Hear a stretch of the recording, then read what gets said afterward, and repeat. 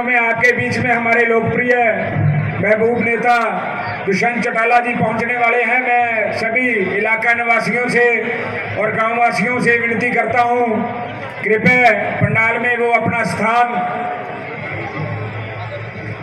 प्रत्याशी रहे रमेश भातू जी कांग्रेस से प्रत्याशी रहे थे, वो भी मंच पर पहुंचे हैं, उनका भी जोरदार स्वागत करो तालियां बजा करके।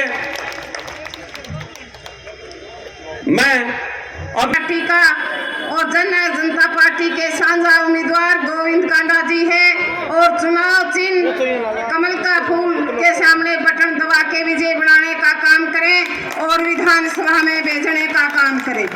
हम इस गांव में नैना सिंह के नेतृत्व में हरी चुनरी चौपाल हुई थी। पूरे गांव की महिलाओं ने एकजुट होके यहाँ आने का काम किया था। भी आपका, डंडा भी आपका, फंड भी आपका, सारी चीज आप लोगों की है, लेकिन हमने संगठन बनाने के 17 दिग्विजय सिंह जी चौटाला की मंच पर आए और अपने विचार रखें।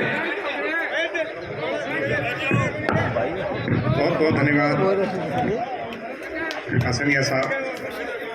मान और सम्मान के योग आज हमारे अपने जमाल गांव की इस हरी भरी पंचायत में हरियाणा प्रदेश के ओजस्वी उप मुख्यमंत्री, आपके भाई, आपके बेटे, आपके लाडले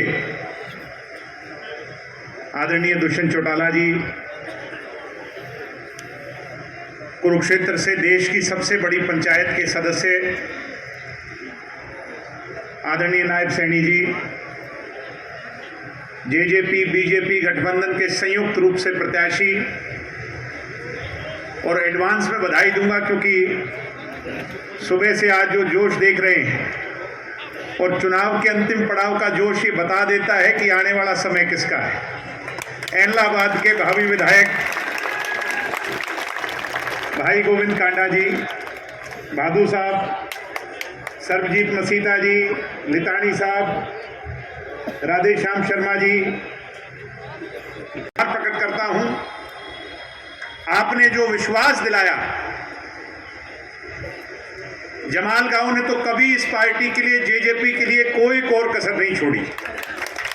मेरे से पहले इस बात पे जिक्र हो रहा था कि जब जेजेपी बना रहे थे तो कुछ लोगों की बड़ी दहशत हुआ करती थी कि इनका प्रोग्राम भी कोई करवा के दिखाए।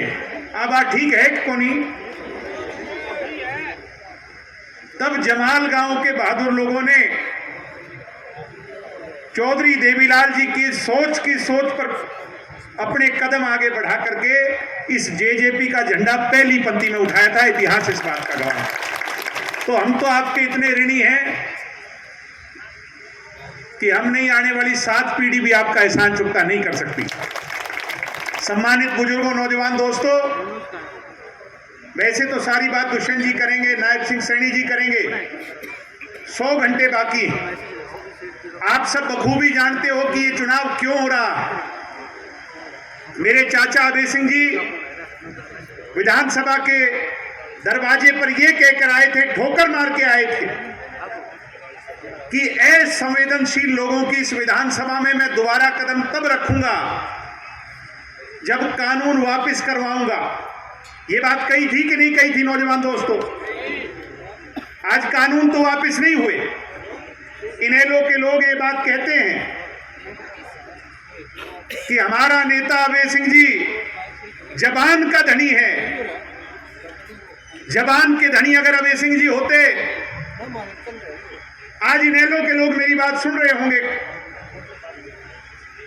जबान के धनी अगर अभय सिंह जी होते तो मेरी चाची जी को चुनाव लड़वा देते। जबान के धनी अभय सिंह जी होते तो हमारे 2 लाडले भाई हैं करण और अर्जुन, उनको चुनाव लड़वा देते। मगर इतिहास इस बात का गवाह रहा है और एलनाबाद की जनता इस बात को भरपूर तरीके से जानती है, मानती है कि पंजाब में नवजोत सिंह सिद्धू और हरियाणा में अभय सिंह चौटाला अपनी बात पे कभी रहे नहीं। रहे हैं क्या कभी? मैं गलत तो कौन बोलूं?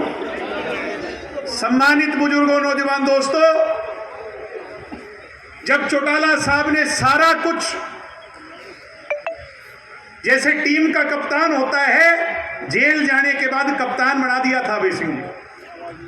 और लोगों में इस बात की चर्चा थी कि इतनी बड़ी पार्टी और चौटाला साहब के प्रति लोगों की भावना 2014 में तो ये सरकार इनेलो की बनेगी। आई बात लोग कहता है, कौन कहता है?